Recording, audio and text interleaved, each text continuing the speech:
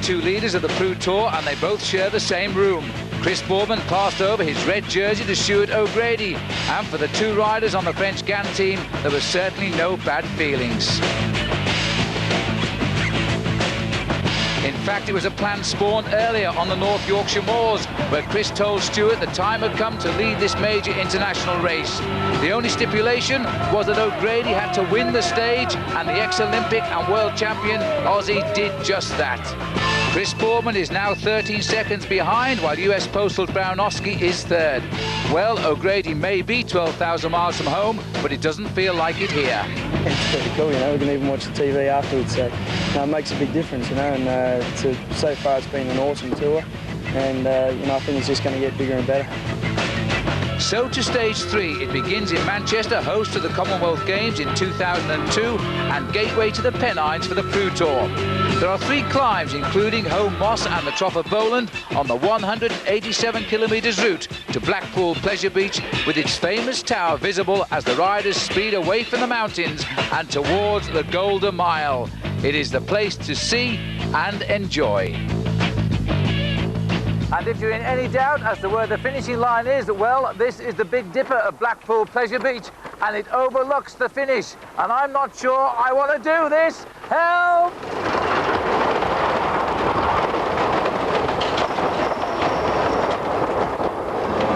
Well, they call it work. The official start today outside the National Cycling Centre in Manchester, and the riders will very shortly be on the lower slopes of Home Moss, and it's raining for. Certainly these are not ideal racing conditions. The riders won't like it because showers are expected for most of the day at temperature just 15 degrees Celsius, and over Home Moss the clouds are very low. 3 kilometres into the race, 5 riders go out on the attack. Jens Voigt is there as the guard dog again for the French GAN team. At 10 kilometres, a puncture to one of those riders. Max Nielsen of Denmark would never see them again. On to 30 kilometres, the climb of Home Moss, and the weather was getting worse. It certainly was. The clouds were coming down, making it very difficult, but still, the man at the front in the polka dot jersey as King of the Mountains would lead them over the top. Jonathan Vaughters taking maximum points over the summit. So 12 points for him. Jens Voigt was second, Mark Walsham third, and Guillaume Auger was fourth. The main field were tracking them 1 minute 10 seconds behind, and they were taking it very carefully indeed. After 42 kilometres and a daredevil descent, number 173, Andrea Palouin, joined the leaders, making 5 men once again at the head of affairs.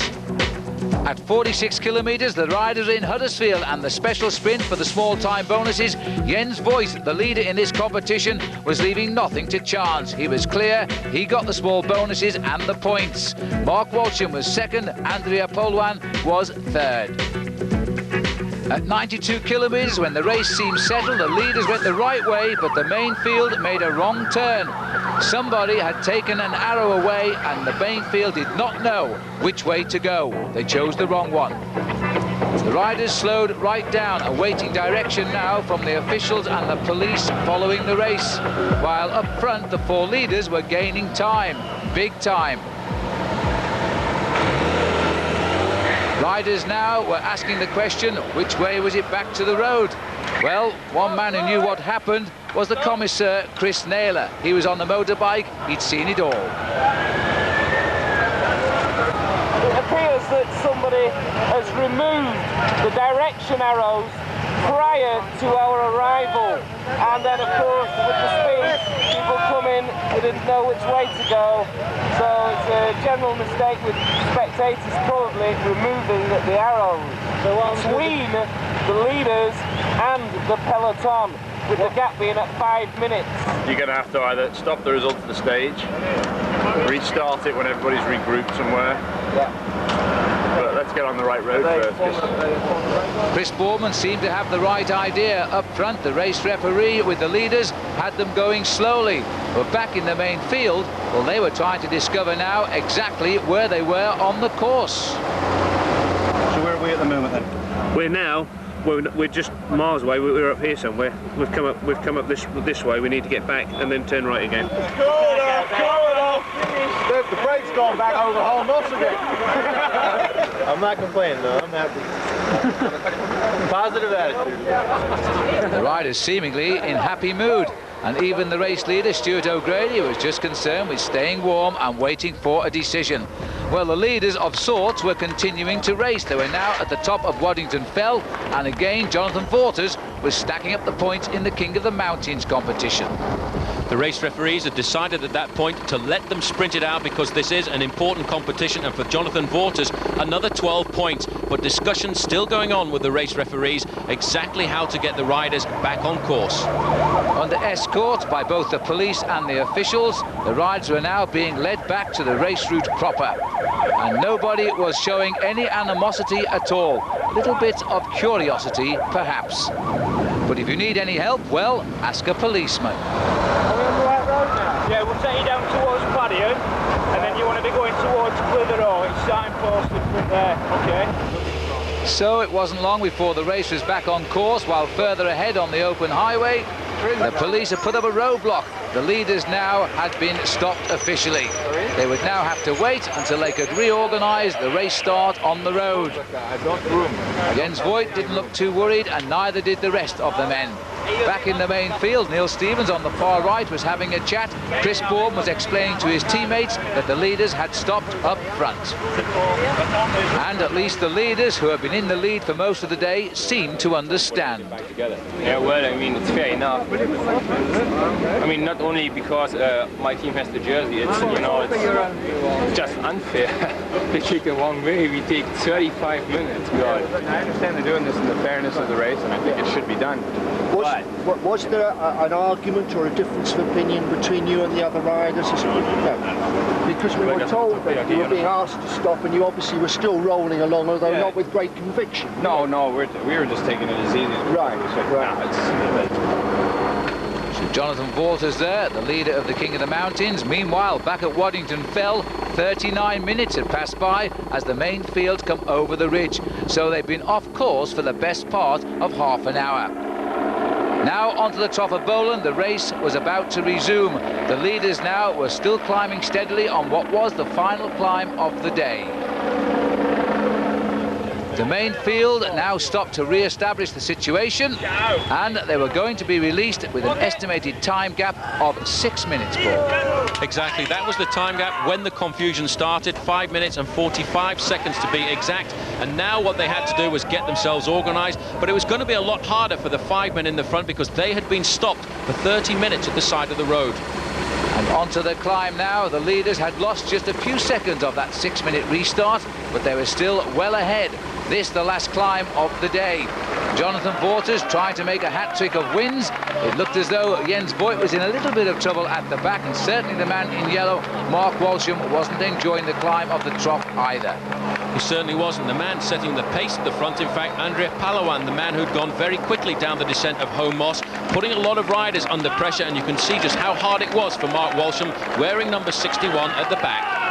A huge crowd, which had waited approximately 1 hour longer than they had anticipated, saw Jonathan Vaughters track up Palawan on the top of the climb. Jens Voigt wrestled and fought his way back into the picture. As Palawan set the pace, Vaughters was waiting for the chance to pounce. He certainly was. For him, it was a good opportunity to try and get, again, maximum points out on the course and try and consolidate his lead in the King of the Mountains competition. But always attentive, the man in the purple jersey, Jens Voigt, who's been on the attack 2 days in a row. Well, Voigt has been rewarded with the lead in the sprint competition, and Jonathan Vaughters was holding off as long as he could before he hoped he would take out the last points of the day. Still struggling to hold contact there was Guillaume Auger, who's the brother, by the way, of the rider in the breakaway yesterday. It certainly was, and you can see the pressure that was put on at the front by Andrea Palawan, trying to get themselves hot, trying to get themselves back up to speed again, because they knew now that with the restart of the race, the main field would come up very quickly. Over the top of the climb, no problem for Jonathan Vaughters, maximum points once again. Palawan going through in second, Jens Voigt in third, and Auger in fourth. Overall now, a 22-point lead for Vaughters over Jens Voigt, Chris Walker in third place. There's the main field. They are still over 5 minutes behind, but they haven't given up hope yet.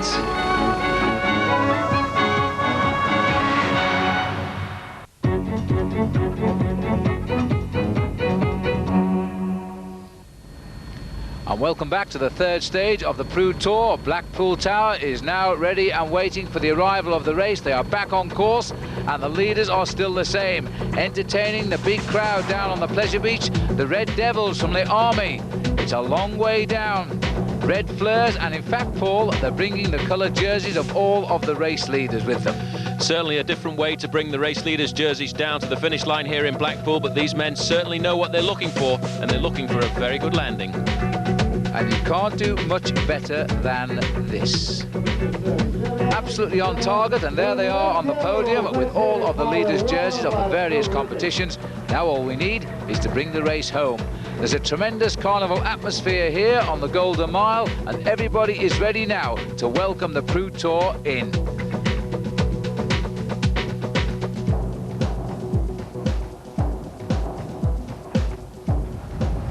Well, these are the 5 riders who have shaped this race almost from the opening mile, and they're still hanging on to a lot of their advantage here. Just around about 40 kilometres from the finish as they race off the mountains now, away from the Trough of Bowland. Flat roads all the way, Paul. They've got a chance. A slight chance, but you know, Phil, there's starting to be a little bit of discontent amongst these riders at the front. The man in the purple jersey, Jens Voigt, he's the teammate of the overall leader, Stuart O'Grady. He hasn't been working too much for the last few kilometres, and you can see disorganisation starting to reign. And an attack by Andrea Palouin, who's trying to get away. And he's putting in an attack here for the Mobile Vetta team. This was the Italian team that came in literally at the 11th hour when they failed to secure a place in the Tour of Italy. They were grateful to come over to the Prutour, and I must say they've appeared in the thick of the action almost every day. So he's trying to liven things up, but you see Jens Voigt, who is still playing what we call the ticket collector for Chris Boardman in the main field and Stuart O'Grady. Now, down to 3:15, so they've knocked off the best part of 3 minutes. There's still time for this lot to come back. There certainly is. Speed very high indeed. Organisation at the front is coming from the Festina squad and the Bright Voice team. Look at the clock there, 58 kilometres an hour. That's almost 40 miles an hour in the main field. So that gap, which was 3 minutes and 15 seconds, is going to tumble very quickly on the roads into Blackpool. And meanwhile, back at the front here, they will just not help Jens Voigt at all. And Voigt has watched now Guillaume Auger slip away. He looks at the others and says, well, he's gone. What are you going to do about it? And it looks like the answer is nothing. This man is taking his chance. A good chance for him, a young professional, first time riding as a professional rider, Guillaume Auger. His brother was on the attack yesterday, and now this is the only thing he could do, because in that group of 5 riders, nobody really wanted to work, and to try and get to the finish, everybody needed to work together, and he's got the gap. But Phil, behind, the main field really is starting to come back quickly. Well, this is the finishing line down on the promenade here on the pleasure beach just beneath the tower. It's a sprinter's delight, Paul, if they catch him. It's a long, long straight road, but he's gone clear at the moment. Well, his brother yesterday featured in the breakaway over Rosedale Chimney and then managed to hang on to take 3rd place in the sprint. He's trying to go 2 places better.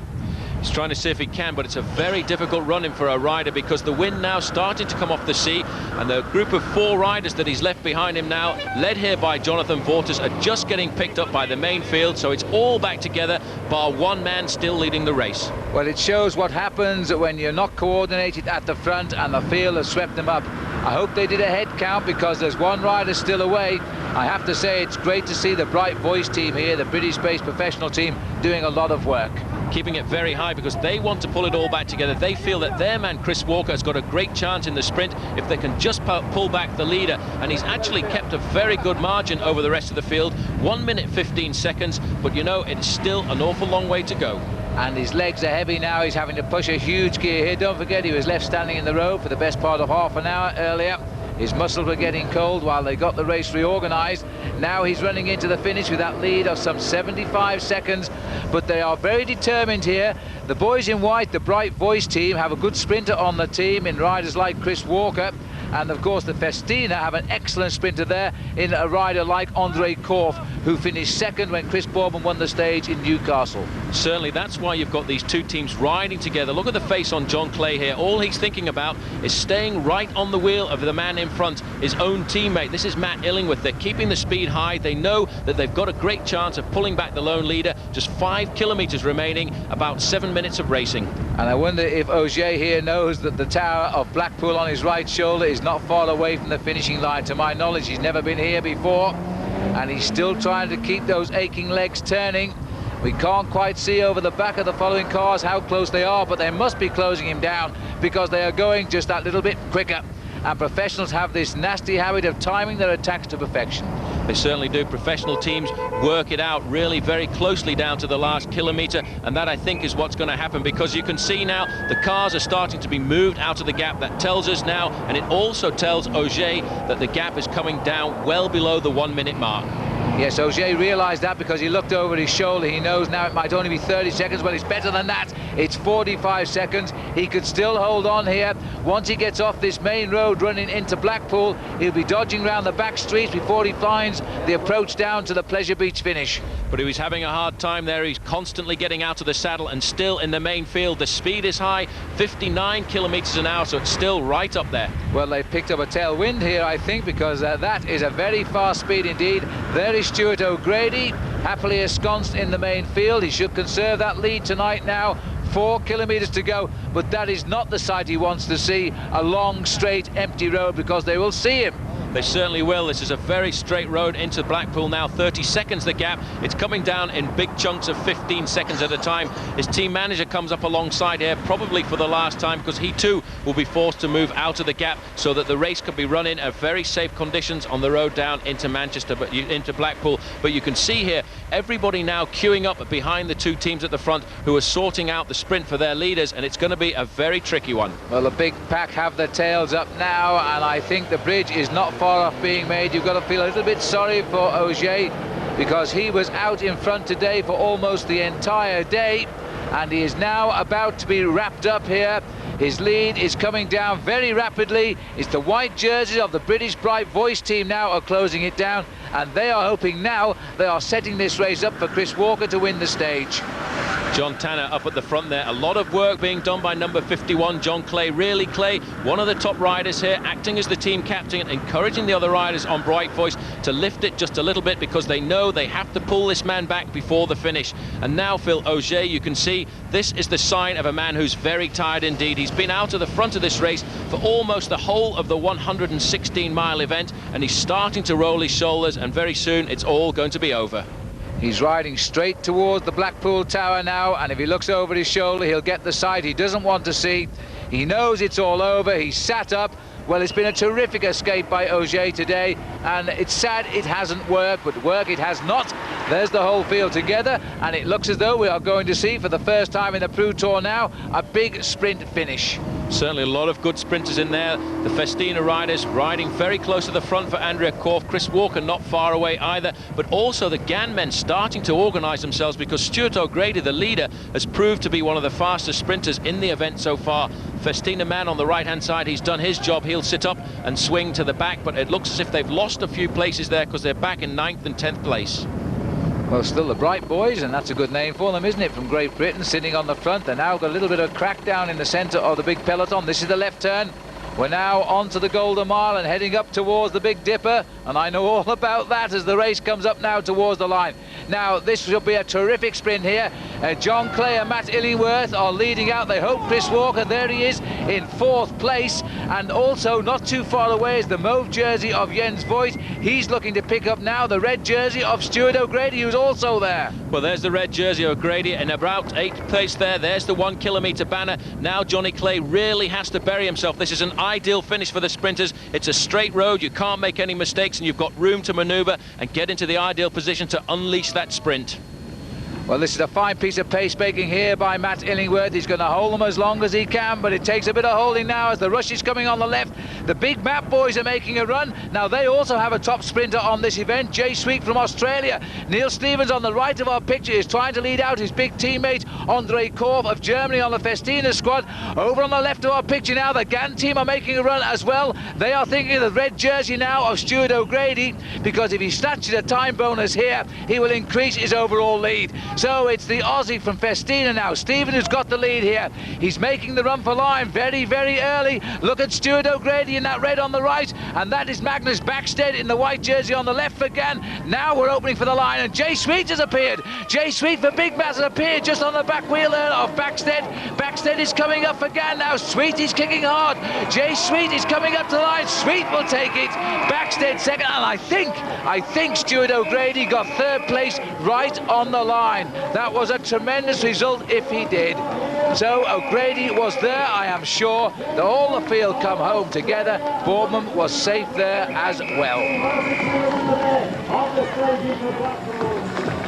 And it really did turn out to be a battle royal here. The man in white dashing up by the crowd there was Magnus Backstead of Chris Boorman's GAN team, but Jay Sweet swiftly jumped onto his wheel, just took a few deep breaths and then popped out from behind him. And as he came up to the line, well, it wasn't really anything but a perfect effort, was it?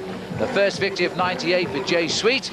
All of the riders at the same time behind him here. O'Grady did get third, a bonus for him there. Hincapie finished in fourth place. The names in the breakaway, well, there they all are, down the bottom in the last 5 places of the result here. It looked a bit hairy the last 200 or 300 metres there. People seem to be going all over the place. Yeah, it was sort of like no one really wanted to take the pace at the last minute. You know, everyone sort of balked. A lot of sprinters were left up there and no one wanted to make it go. And then Neil Stevens with Festina, he took Andre Korf, and then I think Magnus just springboarded off from that, probably 200 to go. Nice to get a good win under your belt. First time for this year. I've been waiting for it for a while, you know. Had a few close calls so far this year, and, you know, I was starting to get a bit edgy, thinking, you know, what's going on, why aren't I winning? And it feels great now, big weight off my shoulders. And this is the overall situation. Now O'Grady's increased his lead to 17 seconds over Boardman, but there's no basic change in the overall leaderboard today. Tyler Hamilton is 7th. On the presentation now, the mauve jersey on the shoulders of Jens Voigt, the red on the shoulders of O'Grady, the green of points on the shoulders of Chris Boorman. They're all members of the GAN team. Overall, there they are, all the GANs doing so well despite the problems today. The King of the Mountains, Jonathan Voigters of the US Postal. But this was the story of the day when all of the riders behind the breakaway missed an arrow. It appeared to have been stolen and they went the wrong way. Confusion reigned for a while, but it was soon put right. Well, going off the route in international bike races is certainly not unprecedented. But what is strange is the riders making a point to everybody. They don't want the organisation blamed. They feel they were not at fault. They say this is a great bike race and that's what they want to do, get on with it. Well, now they can move on to stage number 4. They now go back across the mountains, this time the Peak District, as they race from Chester to Nottingham. Stay with us. Goodbye.